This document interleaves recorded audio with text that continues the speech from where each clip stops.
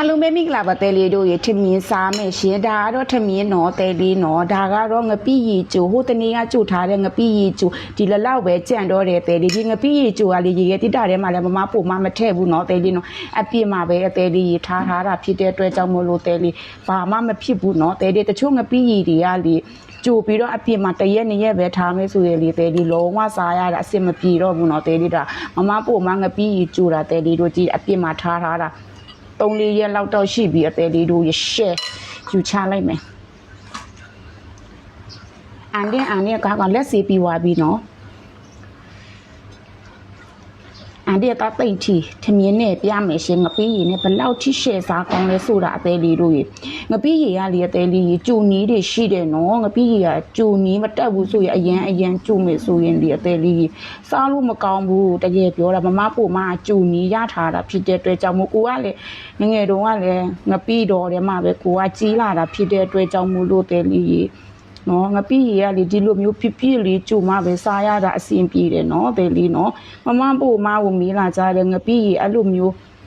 ဖြစ်အောင်ဘလို့ကြိုရမလဲလာမေးကြတဲ့အသေးလေးတွေတပုံကြီးပဲရှိတယ်သေးလေးမမပို့မဒီဗီဒီယိုကလေးတစ်ခါတည်းပြောလိုက်မယ်နော်ငပိရီကြိုမယ်ဆိုရင်လေသေးလေးဆန်စည်းရည်နဲ့ကြိုပါဆန်စည်းရည်ကတော့လေတဲ့ကိုထမင်းအိုးတက်မယ်ဆိုရင်ဆန်စည်းမယ်ဟုတ်လားပထမတစ်ခေါက်မှာအဲ့ဒီအရည်ကိုမယူနဲ့အောင်ဒုတိယတစ်ခေါက်မှာလည်းမယူနဲ့အောင်သေးလေးတတိယတစ်ခေါက်မှာအဲ့ဒီဆန်စည်းရည်ကိုယူနော်သေးလေးနော်ငပိရောက်ကိုလူတလောက်ကိုခက်ပြီးတော့ဆန်စည်းရည်ကိုကအပြစ်ဘလောက်ထိစားနိုင်မလဲဆိုဆန်စည်းရည်နဲ့ချက်မယ်ဆိုငပိရဘလို့ပဲဖြစ်ပြီးသားပဲနော်အသေးလေးတို့နော်ဆန်စည်းရည်နဲ့ချက်ပါနောက်ပြီးတော့လဲဆပ်ပလင်လေးနော်တခါတည်းပါထုပြီးတော့ငပိနဲ့တခါတည်းပါရောကြိုလိုက်နော်အသေးလေးနော်ဆပ်ပလင်ကိုထုထည့်မယ်ဆိုရင်ငပိရလေးတော်တော်လေးကိုရှယ်မွေးတာကိုသေးလေးတို့ဒါကတော့မမဖူမငပိကတော့ဗမာပြည်ကနေရလာတဲ့ငပိပါရှင်မငံဘူးအသေးလေးစားရတာအရန်နေမှအဆင်ပြေတာရောငပိနော်အသေးလေးနော်ငစင်ရိုင်းငပိရအသေးလေးရဘလို့ပဲဖြစ်အကြီးကကျဲတယ်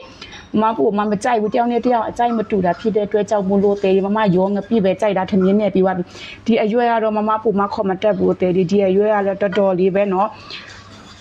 ဘယ်လိုပြောမလဲဗီတာမင်တွေအများကြီးပဲပါတယ်အသေးလေးရှာရတော့နည်းနည်းခက်တာတော့တရက်ရွက်သူများချက်မှာတခုလာတဲ့တရက်ရွက်ပါရှင်ဗမာပြည်ကလိုမျိုးပဲတိုးစရာတွေကစားချင်တာဖြစ်တဲ့အတွက်ကြောင့်မို့အသေးလေးမရအောင်လိုက်ပြီးတော့ခူးစားတယ်ဒါကတော့ရှောက်ရွက်ပါရှင်ဟဲကလာအော်ဒီလဲပါမယ်နော်အသေးလေးတို့နော်အရန်နေမှစားချင်တယ်ကလာအော်ဒီလဲပါမယ်နောက်ပြီးတော့တရက်ကင်းနော်အသေးလေးနော်ထမင်းနဲ့ငပိနဲ့ဘာပဲဖြစ်တရက်ကင်းတို့စားမယ်ဆိုဒီလိုမျိုးတရက်ကင်းကိုဝယ်ပြီးတော့တို့စားနော်အသေးလေးနော်တချို့တရက်ကင်းတွေကလေအလုံးလိုက်လဲရှိတယ်အဲ့ဒီအလုံးလိုက်ရထမင်းနဲ့တို့စားရမယ်တရက်ကင်းမဟုတ်ဘူးနော်ဒီလိုမျိုးအလုံးတွေကထမင်းနဲ့တို့စားရတဲ့တရက်ကင်းတော့အရန်မွေးတယ်အရန်ကျွတ်တယ်နောက်ပြီးတော့လေငပိရည်တွေနဲ့ငပိတောင်းတွေနဲ့ထမင်းနဲ့တို့စားမယ်ဆိုအရန်နဲ့မရှဲ့မွေးအရန်ပြီးတော့ရှဲ့ကျွတ်ပြီးတော့ထမင်းအရန်မိတ်တယ်နော်သေးလေးနော်မပါမယ်ဖြစ်ကတော့တနင်းဒီပါရှင်အရန်ထဲမှာကြိုက်တော့ကလာအော်ဒီပါမယ်တရက်ကင်းပါမယ်တနင်းဒီပါမယ်ဒါကတော့တရက်ရွက်ပါမယ်စောက်ရွက်ပါမယ်ဒီအရွယ်တော့ခေါ်မတက်ဘူးရှင်မပြီးသေးဘူးအသေးလေးဘူးဒီပြုတ်ပါမယ်ရှင်အောင်မလေးဘယ်လောက်ထိထမင်းမိတ်မလဲဆိုတာပေါ့နော်အန်ဒီသွားဝအန်ဒီကတိတ်ထီငပိတောင်ကတော့မလုံးရသေးတာဖြစ်တဲ့အတွက်ကြောင့်မို့လို့ခဏလေးစောက်ရအောင်မယ်နော်ကိစ္စလေးပြဿနာလေးတွေရှိလို့ပါရှင်ဒါကတော့မမပို့မနေစားဖြစ်တဲ့ငပိရီထမင်းပန်းလေးပေါ့နော်တဲလေးတိုးစရာကတော့အစုံပါပဲရှင်ဒါအခုလက်စီရိုက်နေတာကတော့အကောက်စစ်ဖြစ်တာဖြစ်တဲ့အတွက်ကြောင့်မို့လို့တဲလေးအပိကြပါအောင်ရှင်အလုံးကိုချစ်တဲ့ထမင်းစားလိုက်အောင်မယ်ကိုတဲလေးတို့အန်ဒီနေမပို့အောင်မျိုး